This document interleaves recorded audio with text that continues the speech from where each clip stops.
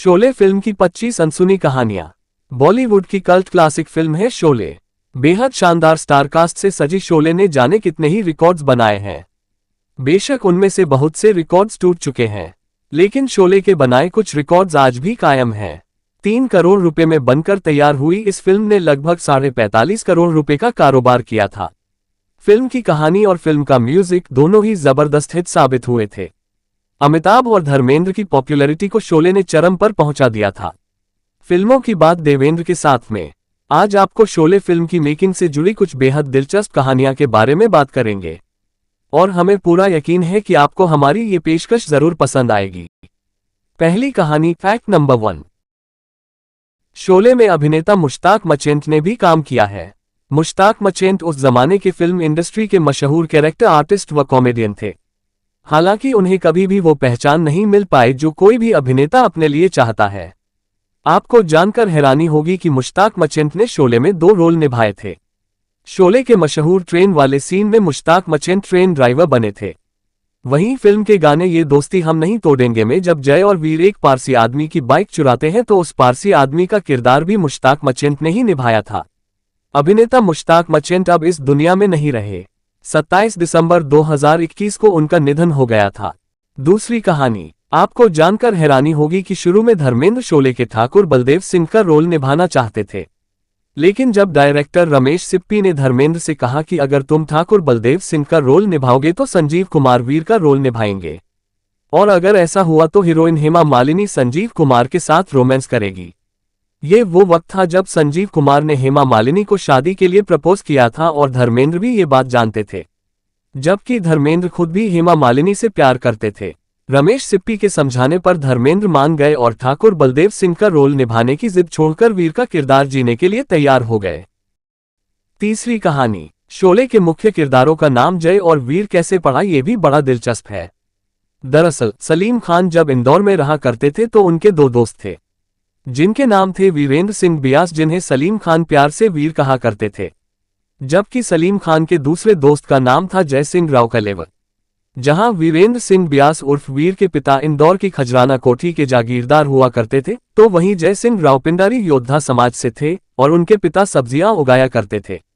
सलीम खान की इन दोनों से ही बहुत बढ़िया दोस्ती थी, इसलिए इन दोनों के ही नाम पर सलीम खान ने शोले के मुख्य किरदारों को जय और वीर नाम दे दिया। चौथी कहानी, साल 1975 की सबसे बड़ी हिट फिल्म थी शोले। शुरुआती असफलताओं के बावजूद शोले ने बॉक्स ऑफिस पर जबरदस्त सफलता हासिल की थी, लेकिन आपको जानकर हैरानी होगी कि इस फिल्म को केवल एक ही फिल्मफेयर अवार्ड मिला था, और वो था बेस्ट एडिटिंग का अवार्ड, जो कि फिल्म के एडिटर MS शिंदे को मिला था। उस साल ज्यादातर फिल्मफेयर अवार्ड दीवार को मिले थे, और इत्तेफाक से दीवार में भी अमिताभ बच्चन ही मुख्य भूमिका में थे, जबकि दीवार की कहानी भी सलीम जावेद ने ही लिखी थी। पांचवी कहानी, शोले के बाद अमजद खान का निभाया गब्बर सिंह का किरदार बहुत ज्यादा पॉपुलर हुआ था। इस किरदार की पॉपुलैरिटी का आलम क्या था, इसका अंदाजा आप ऐसे लगा सकते हैं कि ब्रिटानिया बिस्किट ने अपने टीवी कमर्शियल में अमजद खान के गब्बर सिंह के कैरेक्टर को ही पिक्चराइज किया था, और भारतीय टीवी कमर्शियल के इतिहास में ये पहली दफा था जब किसी विलेन के किरदार को किसी टीवी कमर्शियल में मुख्य भूमिका में लिया था, और ब्रिटानिया का ये टीवी कमर्शियल जबरदस्त हिट रहा था। खासतौर पर बच्चों को ये कमर्शियल बहुत पसंद आया था। छठी कहानी, शोले देख चुका लगभग हर आदमी ये बात मान चुका है कि फिल्म में सांभा का केवल एक ही डायलॉग है, पूरे 50,000, लेकिन ये सही नहीं है। फिल्म में सांभा के वास्तव में 3 डायलॉग हैं। फिल्म का वो सीन जब अहमद रामगढ़ से शहर आ रहा होता है तो गब्बर के गुंडे रास्ते में ताश खेल रहे होते हैं, उन गुंडों में सांभा भी होता है, और इस सीन में डायलॉग बोलता है, चल बे जंगा, चिड़ी की रानी है। तब दूसरा गुंडा कहता है कि चिड़ी की रानी तो ठीक है सांभा, वो देख चिड़ी का गुलाम आ रहा है। इसके बाद ये लोग अहमद को पकड़कर गब्बर के पास ले जाते हैं, जहां सांभा गब्बर से कहता है, सरदार ये रामगढ़ का छोकरा है, स्टेशन जा रहा था, हमें रास्ते में मिला। सातवीं कहानी, शोले जब रिलीज हुई थी तो इसे बिल्कुल भी दर्शक नहीं मिल पा रहे थे। नौबत यहां तक आ गई थी कि सोमवार को सिनेमाघरों ने शोले को उतारने की तैयारी कर ली थी, लेकिन शनिवार और रविवार को माउथ पब्लिसिटी ने शोले को लेकर सिने प्रेमियों के दिलों में इतनी उत्सुकता भर दी थी कि सोमवार को दर्शकों का हुजूम इस फिल्म को देखने के लिए उमड़ पड़ा। उसके बाद तो शोले ने इतिहास रच दिया। कुछ सिनेमाघरों ने तो शोले को कई सालों तक अपने यहां प्रदर्शित किया। सालों बाद शोले का रिकॉर्ड शाहरुख खान की डीडीएलजे ने तोड़ा था। 8वीं कहानी। शोले के गब्बर सिंह का रोल निभाकर अमजद खान ने अपना नाम हिंदुस्तानी सिनेमा के इतिहास में स्वर्णिम अक्षरों में दर्ज करा लिया था। लेकिन 50 के दशक में भारत के ग्वालियर इलाके में वास्तव में एक डकैत हुआ करता था जिसका नाम गब्बर सिंह ही था। कहा जाता है कि वो डकैत पुलिस वालों से बेहद नफरत करता था। जब भी कोई पुलिस वाला उसके चंगुल में फंस जाता था तो वो उनके नाक और कान काट लिया करता था। 9वीं कहानी। शोले का ओरिजिनल बजट 3 करोड़ रुपए था। इस फिल्म ने लगभग 45 करोड़ रुपए की कमाई की थी। लेकिन साल 2014 में शोले को 3D में भी रिलीज किया गया था और शोले को 3D में रिलीज करने के लिए 25 करोड़ रुपए खर्च किए गए थे। वहीं फिल्म में सांभा का बहुत ही छोटा सा रोल निभाने वाले मैकमोहन ने 27 दफा बॉम्बे से बेंगलोर तक की यात्रा की थी। इस दौरान कई दफा वो ट्रेन से बेंगलोर पहुंचे थे और कई दफा फ्लाइट से भी उन्होंने बेंगलोर तक का सफर पूरा किया था। 10वीं कहानी। शोले की कहानी जितनी पसंद की गई थी इसका म्यूजिक भी उतना ही पसंद किया गया था। फिल्म में कुल 6 गीत थे और इन सभी गीतों को महान गीतकार आनंद बख्शी जी ने लिखा था, जबकि फिल्म का संगीत दिया था आर.डी. बर्मन ने। शोले में एक कव्वाली भी रखी गई थी जिसका टाइटल था कि चांद सा कोई चेहरा, और ये कव्वाली भी आनंद बख्शी जी ने ही लिखी थी। इस कव्वाली को रिकॉर्ड तो कर लिया गया था लेकिन इसे शूट ना किया जा सका और चूंकि शोले की लंबाई पहले ही काफी ज्यादा हो चुकी थी तो फाइनली इस कव्वाली को फिल्म से हटा दिया गया। एक और रोचक बात जो इस कव्वाली से जुड़ी है वो ये कि इस कव्वाली में गीतकार आनंद बख्शी ने भी अपनी आवाज दी थी, जबकि किशोर कुमार और मन्ना डे ने इस कव्वाली को गाया था। आप चाहें तो YouTube पर इस कव्वाली को सुन भी सकते हैं। 11वीं कहानी। शोले के सूरमा भोपाली के किरदार को भला कौन भुला सकता है। महान कॉमेडियन जगदीप ने ये रोल निभाया था और इसी के साथ जगदीप भी भारतीय सिनेमा के इतिहास में अमर हो गए। लेकिन सूरमा भोपाली के किरदार से भी एक रोचक किस्सा जुड़ा है। दरअसल पूरी फिल्म कंप्लीट होने के बाद सूरमा भोपाली का किरदार इसमें डाला गया था और सलीम जावेद ने काफी जिद करके सूरमा भोपाली के किरदार को फिल्म में डलवाया था, जबकि पहले रमेश सिप्पी इस किरदार को फिल्म में लेना ही नहीं चाहते थे। इस रोल के लिए जब पहली दफा जगदीप साहब को अप्रोच किया गया तो उन्होंने ये रोल निभाने से मना कर दिया। जगदीप जी नहीं करना चाहते थे शोले में काम। जगदीप इसलिए ये रोल नहीं करना चाहते थे कि एक तो फिल्म पहले ही कंप्लीट हो चुकी थी और दूसरा ये कि जगदीप पहले इस फिल्म में असरानी का निभाया जेलर वाला रोल निभाना चाहते थे। वहीं प्रोड्यूसर जीपी सिप्पी ने ब्रह्मचारी फिल्म के पैसे भी उस वक्त तक जगदीप को नहीं दिए थे। लेकिन सलीम जावेद के काफी मनाने पर आखिरकार जगदीप इस शर्त पर ये रोल निभाने को मान गए कि रोल चाहे छोटा ही क्यों न हो, उन्हें उनकी पूरी फीस दी जाएगी और उनका पुराना बकाया भी चुकाया जाएगा। और आखिरकार जगदीप का निभाया सूरमा भोपाली का वो किरदार अमर हो गया। 12वीं कहानी। बहुत ही कम लोग इस बात से वाकिफ हैं कि किसी वक्त पर सलीम जावेद सूरमा भोपाली के किरदार के लिए प्राण साहब को भी लेने पर विचार कर रहे थे, लेकिन रमेश सिप्पी ने उन्हें बताया कि प्राण साहब शायद उतनी बढ़िया भोपाली नहीं बोल पाएंगे जितनी कि इस रोल के लिए चाहिए होगी। चूंकि प्राण साहब पंजाबी हैं तो हो सकता है कि उनका पंजाबी एक्सेंट सूरमा भोपाली के किरदार पर हावी हो जाए। रमेश सिप्पी की बात सलीम जावेद को समझ में आ गई और आखिरकार प्राण साहब को सूरमा भोपाली के किरदार में लेने का विचार उन्होंने ड्रॉप कर दिया। हालांकि सालों बाद एक इंटरव्यू में प्राण साहब ने कहा भी था कि अगर उन पर भरोसा किया जाता तो वो इस रोल के लिए अपनी जान लगा देते। 13वीं कहानी। फिल्म में संजीव कुमार के कैरेक्टर का नाम ठाकुर बलदेव सिंह कैसे पड़ा, इसके पीछे का किस्सा छोटा लेकिन दिलचस्प है। दरअसल सलीम खान के ससुर यानी सलमा खान के पिता का नाम ठाकुर बलदेव सिंह ही था। वो पेशे से एक डेंटिस्ट थे और मुंबई के माहिम इलाके में उनका क्लिनिक हुआ करता था। सलीम खान ने उन्हीं के नाम पर उस कैरेक्टर का नाम ठाकुर बलदेव सिंह रखा था।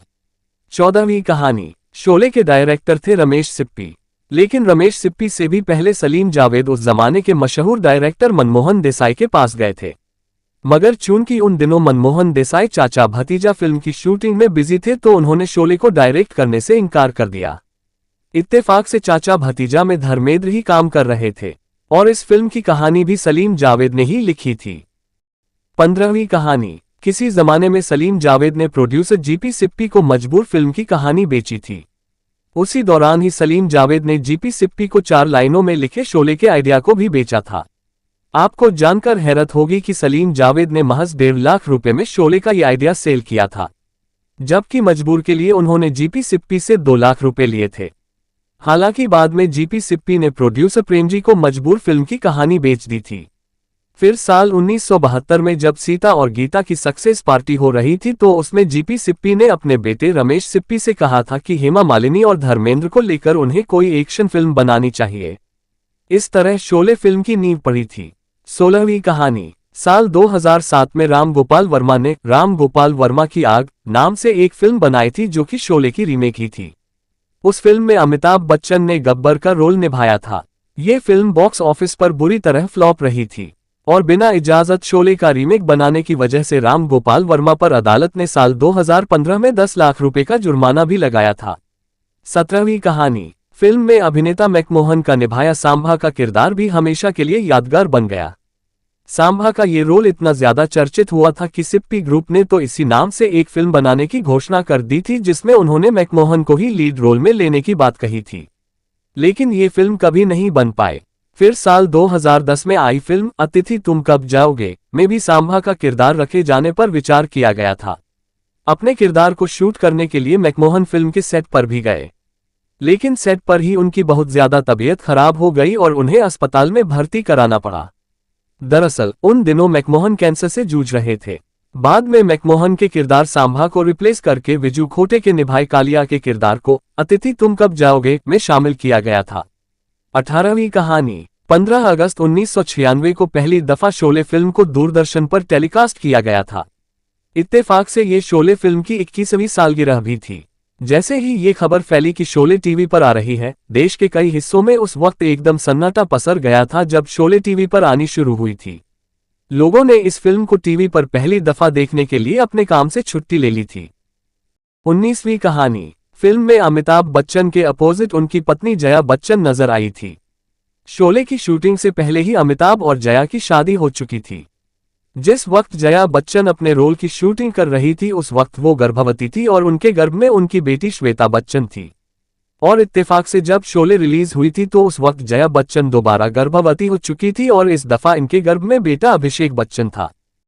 20वीं कहानी। साल 1995 में रिलीज हुई फिल्म अंदाज अपना अपना में सलीम खान के बेटे सलमान खान ने बड़ी अहम भूमिका निभाई थी।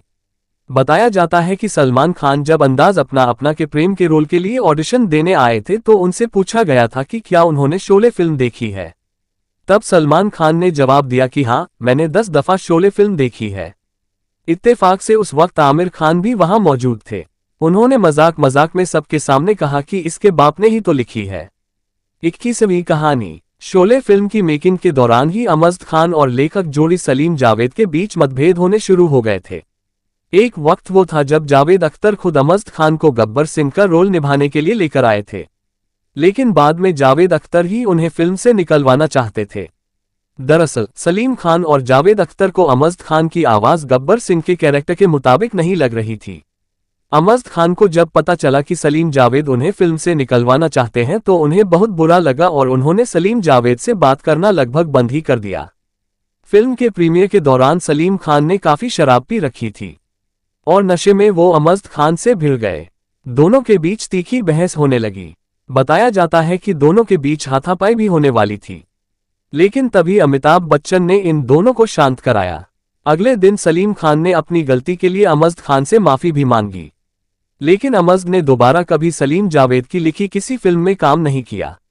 22वीं कहानी। साल 2007 में जब आईफा अवार्ड्स में धर्मेंद्र को लाइफ टाइम अचीवमेंट अवार्ड दिया जा रहा था तो उस वक्त स्टेज पर अमिताभ बच्चन भी मौजूद थे। उस वक्त अमिताभ बच्चन ने धर्मेंद्र को धन्यवाद करते हुए कहा था कि अगर धर्मेंद्र ने उनके नाम की सिफारिश ना की होती तो वो कभी भी शोले का हिस्सा नहीं बन पाते। दरअसल सलीम जावेद ने जय के रोल के लिए शत्रुघ्न सिन्हा को फाइनल करा लिया था, लेकिन चूंकि सिप्पी कैंप में धर्मेंद्र की तगड़ी बात थी तो उन्होंने जय के रोल के लिए अमिताभ बच्चन के नाम की सिफारिश की और प्रोड्यूसर जीपी सिप्पी ने धर्मेंद्र के कहने पर शत्रुघ्न सिन्हा को हटाकर अमिताभ को इस रोल के लिए साइन कर लिया। दरअसल अमिताभ व धर्मेंद्र इसी साल यानी 1975 की अप्रैल में रिलीज हुई चुपके चुपके में साथ काम कर चुके थे और इस दौरान इन दोनों की बढ़िया दोस्ती भी हो गई थी। 23वीं कहानी। फिल्म शोले जब शुरू होती है तो क्रेडिट्स में अमजद खान के नाम के लिए इंट्रोड्यूसिंग अमजद खान लिखा गया था। इसका मतलब हुआ कि अमजद खान की पहली फिल्म शोले ही थी, जबकि ये बात सही नहीं है। शोले से भी लगभग 2 साल पहले रिलीज हुई चेतन आनंद की फिल्म हिंदुस्तान की कसम में अमजद खान पाकिस्तानी एयरफोर्स के पायलट का किरदार निभा चुके थे। 24वीं कहानी। शोले की कहानी और डायलॉग्स कितने पसंद किए गए थे इसका अंदाजा आप ऐसे लगा सकते हैं कि जब शोले के ऑडियो कैसेट्स बाजार में लॉन्च किए गए तो लोगों ने इन्हें जमकर खरीदा।